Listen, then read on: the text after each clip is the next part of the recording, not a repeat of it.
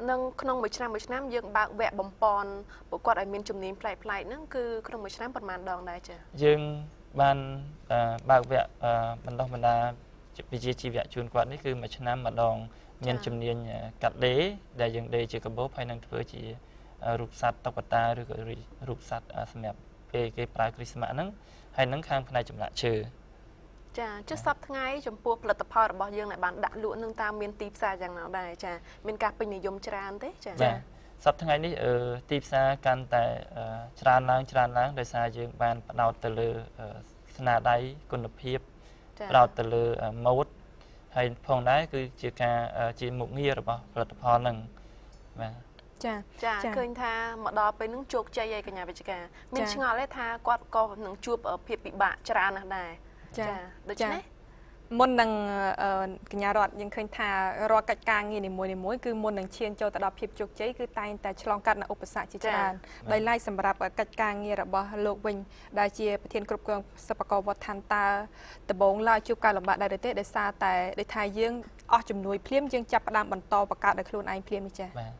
chỉ cả bắt dương chụp cả bạn khăn về đây dương ông cả quạt lại chùm nuôi tới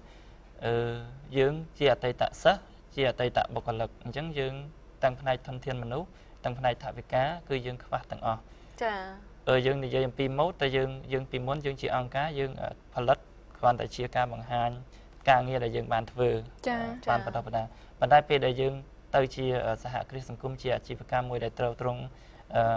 này hành vật thuộc luôn ấy nó cứ dương bắt đầu từ lứa một để sát đại dương vừa hỏi để cái ai pin chật mà tăng quân lập hiệp tăng smart tập hiệp phần lất và sơ tập hiệp này cả phần lất nâng tăng ca đầu tiếp xa hay dương đang từng ao khné tha bị đọp cho năm muốn nó dương sẽ từ cái dương chụp ca lụm đây chỉ biết xem nơiประเทศ Khmer dương hay bộ dương còn tại chỉ tây tạ sơ miền này thay dương mình miền tôn tràn sầm nhập bằng ca thì mìnhได้ชื่อสำนักเราได้โดยสายยังบ้านรวบรวมគ្នាច្រើនละមុំដែរចឹងយើងចាប់ផ្ដើមកកើតពីទូចឡើងវិញចំណុចអ្វីដែលជំរុញទឹកចិត្តឲ្យក្រុមរបស់លោករួបរวมគ្នាបានយ៉ាងល្អរហូតទទួលបានជោគជ័យខ្លាយទៅជាពាណិជ្ជកម្មសមត្ថរហូតមកដល់សប្តាហ៍ថ្ងៃហ្នឹងបាទចំណុចសំខាន់មួយគឺពួកយើងជាជនពិការយើងធ្វើការដើម្បីឲ្យបងប្អូនជនពិការហ្នឹងមានការងារធ្វើមានជីវភាពសមរម្យតាមរយៈការធ្វើការមិនមែនតាមរយៈការដើរសុំគេទេហើយមួយវិញទៀតគឺជាយើងបង្កើតជាក្រុមជួយខ្លួនឯងឬយើងហៅថាជា cooperative មានន័យជាក្រុមមួយដែលជួយគ្នាទៅវិញទៅមកដែលឧបត្ថម្ភគ្នាហើយយើងមិនគិតថាមានអ្នកត្រួតខ្លាំងជាប្រធាននឹងចាំតែត្រួតទេគឺថាយើងជួយគ្នាទៅវិញទៅមកអានេះជាចំណុចមួយដែលគាត់បានសហការគ្នាបានល្អចាសូមអរគុណពាក់ព័ន្ធទៅនឹងការសង្កេតមើលរបស់លោកវិញតើនៅពេលដែលបងប្អូនជនពិការដែលគាត់បានចូលមកបម្រើការងារនៅក្នុងសិប្បករវត្តឋានហើយយើងឃើញថាតើគាត់មានការប្រែប្រួលទាំងអិរិយាបថក៏ដូចជាទាំងទឹកចិត្តក៏ដូចជាជីវភាពរស់នៅមានការប្រែប្រួលយ៉ាងណាខ្លះដែរចាបាទតាំងខ្លួនខ្ញុំបាទផ្ទាល់ជាជនពិការខ្ញុំក៏សប្បាយចិត្តនឹងធ្វើការនៅក្នុងសិប្បករវត្តឋាននេះគឺជាការរួមចំណែកមួយទាំងអ្វីដែលយើងមានយើងអាចចែករំលែកដល់បងប្អូនជនពិការដទៃទៀតដែលគាត់មិនទាន់មានហើយចំណែកដែលសិប្បករដែលគាត់មកធ្វើការនៅក្នុងសិប្បកម្មវត្តឋានយើងហ្នឹងសិប្បករវត្តឋានហ្នឹងគឺថាគាត់ហាក់ដូចជាមានទំនុកចិត្តខ្លួនឯងគាត់ហាក់ដូចជាមានខ្លួនគាត់ធ្ងន់ជាងមុនមានន័យថាគាត់ដើរទៅណាមកណាហ្នឹងគាត់មិនភ័យខ្លាចថាម្នាក់ហ្នឹងមករកសុំទានមករកសុំលុយទៀតទេគឺថាគាត់ទៅទិញគាត់មិនទៅសុំទេន័យថាគាត់ដើរទៅណាហ្នឹងគាត់មានលុយទិញគាត់ខ្លួនគាត់ហ្នឹងគាត់មានមោទនភាពដែលគាត់មានការងារធ្វើមានប្រាក់ចំណូលសមរម្យដូចជនដែលមិនពិការដទៃទៀតដែរបាទចាគួរឲ្យចាប់អារម្មណ៍យើងងាកមកចាប់អារម្មណ៍នៅផលិតផលចាម្ដងវិញទៀតដោយសារតែបាញ់មិញលោកបានលើកឡើងថាមានការគ្រប់គ្រងក៏ដូចជាមានការពេញនិយមច្រើនពីសំណាក់ប្រជាពលរដ្ឋក៏ដូចជាជនបរទេសចានាងខ្ញុំចាប់អារម្មណ៍ថាតើឥឡូវនេះក្នុងមួយឆ្នាំតើមានប្រទេសណាខ្លះដែលជាដៃគូយ៉ាងចំណិតដែលនាំចូលផលិតផលនាំចេញផលិតផលរបស់យើងដែលកំពុងតែច្នៃនោះចាទីផ្សាររបស់សិប្បករវត្តឋានកម្ពុជាយើងនឹងមាន2ចំណែកមួយចំណែកគឺយើងលក់នៅក្នុងស្រុកនេះគឺយើងមានបងប្អូនខ្មែរយើងអតិថិជនជាជនជាតិខ្មែរយើង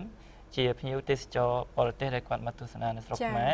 ជាភ្ញៀវបរទេសដែលគាត់ធ្វើការនៅស្រុកខ្មែរ មួយចំណាយទៀតគឺយើងមានដៃគូពាណិជ្ជកម្មសមត្ថភាពហ្នឹងដែលគាត់ទិញផលិតផលរបស់យើងទៅលក់នៅក្នុងស្រុកគាត់យើងមានប្រទេសដែលនាំចេញញឹកញាប់ជាងគេហ្នឹងគឺមានប្រទេសអូស្ត្រាលីប្រទេស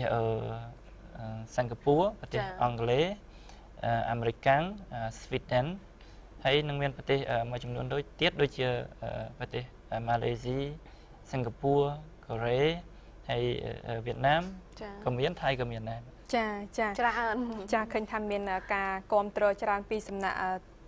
អតិថិជនភាគច្រើនគឺសម្រាប់អតិថិជនក្រៅស្រុកចិនលោកភិរៈដោយសារតែពេលវេលានៃកម្មវិធីរបស់យើងកាន់តែខិតជិតឈានចូលមកដល់ទីបញ្ចប់ហើយតើជាចុងក្រោយលោកអាចជំរាបជូនបានទេពីគម្រោងទៅថ្ងៃអនាគតរបស់សិប្បករវត្តឋានថាតើនឹងមានគម្រោងពង្រីកឬក៏ពង្រីកដៃគូសហការដូចជាពង្រីកទីតាំងបន្ថែមទៀតទេដើម្បីធ្វើយ៉ាងណាឲ្យ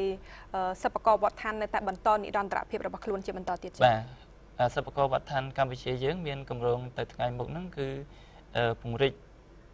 សមត្ថភាពអ្នកផលិតពង្រីកកម្លាំងទិញមានន័យថាកម្លាំងបញ្ជាទិញទៅដល់បងប្អូនសិប្បករយើងនៅតាមមូលដ្ឋានជាប្រយោជន៍ដើម្បីគាត់ដែលគាត់មិនមានលទ្ធភាពទៅធ្វើការនៅក្រៅពេញម៉ោងហ្នឹងគឺថាគាត់នៅផ្ទះមើលថែកូនផងមើលថែផ្ទះឬក៏មើលថែចាស់ជរានៅផ្ទះផងគាត់អាចធ្វើការងារនៅផ្ទះបានហើយមួយវិញទៀតហ្នឹងគឺយើងត្រៀមខ្លួនក្នុងការប្រកួតប្រជែងជាមួយនឹងសហគ្រាសដទៃទៀតជាពិសេសនៅប្រទេសជិតខាងនៅក្នុងតំបន់យើងដែលទៅថ្ងៃខាងមុខនេះគឺយើង2015នេះចា2015ខាងមុខហ្នឹងគឺយើងសមាហរណកម្មសេដ្ឋកិច្ចអាស៊ាននេះបាទដូច្នេះយើងត្រូវត្រៀមខ្លួនទាំងសមត្ថភាពច្នៃម៉ូដទាំងសមត្ថភាពផលិតល្បឿននៃការផលិតក៏ដូចជាការរក្សាភ្ញៀវបាទបើយើងមិនអាចរកភ្ញៀវថ្មីបានក៏យើងរក្សាភ្ញៀវចាស់ឲ្យបានល្អដែរមែនតើអរគុណចាជាចុងក្រោយយើងខ្ញុំទាំងពីរអ្នកក៏សូមថ្លែងអំណរគុណដល់លោកភិរៈចាដែលបានចំណាយពេលវេលាចូលរួមនៅក្នុងកម្មវិធីរបស់យើងក៏ដូចជាជូនពរឲ្យគម្រោងទៅថ្ងៃអនាគតរបស់សិប្បករវត្តឋានទទួលបាននូវភាពជោគជ័យដើម្បីថាធ្វើទាំងយ៉ាងណាជួយទៅដល់បងប្អូនជនពិការយើងដទៃទៀតដែលពួកគាត់មិនទាន់មានការងារធ្វើផងដែរចាជាចុងក្រោយពីកម្មវិធីក៏មាននៅកន្ត្រកទឹកផ្លែឈើអូឡាតេដើម្បីជូនទៅដល់លោកសុភិរៈផងដែរចាបាទសូមអរគុណដល់ក្រុមហ៊ុនអូឡាតេដែលបានឧបត្ថម្ភទឹកផ្លែឈើអូឡាតេបាទសូមអរគុណចា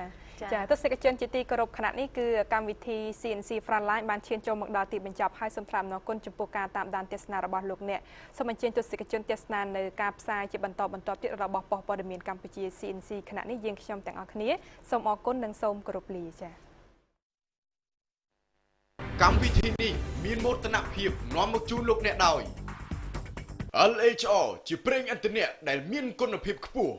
រីករាយជាមួយសេវាទូរស័ព្ទគុណភាពល្អឥតខ្ចោះនិងអត្រាតម្លៃទាបបំផុតពី Cellcard ក្រុមហ៊ុនទូរស័ព្ទចល័តលំដាប់ថ្នាក់លេខ1នៃកម្ពុជា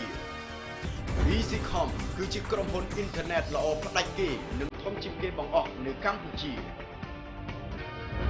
Infinity Insurance